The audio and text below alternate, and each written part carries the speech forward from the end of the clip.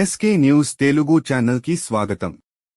నేడు మధ్యాహ్నం 12 గంటలకు బాలరాముడి విగ్రహం నుదిటిపై సూర్య తిలకం. శ్రీరామనవమి సందర్భంగా అయోధ్యలో బుధవారం రోజున అద్భుత ఘట్టం ఆవిష్కృతం కానుంది.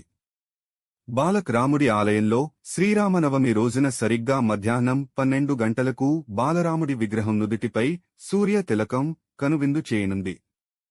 సూర్యకిరణాలు గర్భగుడిలోని రాముడి విగ్రహం నుదుటిపై బొట్టులా 58 మిల్లీమీటర్ల పరిమాణంలో 5 నిమిషాల పాటు ప్రసరించనున్నాయి.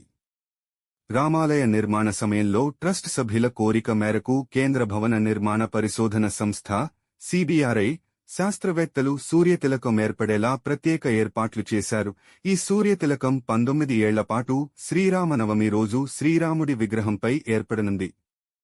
ఇందుకోసం బెంగళూరులోని Indian Institute of Astrophysics IIA శాస్త్రవేత్తలను పరిశోధకులను సిబిఆర్ఐ సంప్రదించింది. వారు అధ్యయనం చేసి 3వ అంతస్తు నుంచి గర్భగుడిలోని బాలరాముడి విగ్రహం నుదుటిపై సూర్యకిరణాలు ప్రసరించేలా ఓ వ్యవస్థను రూపొందించారు.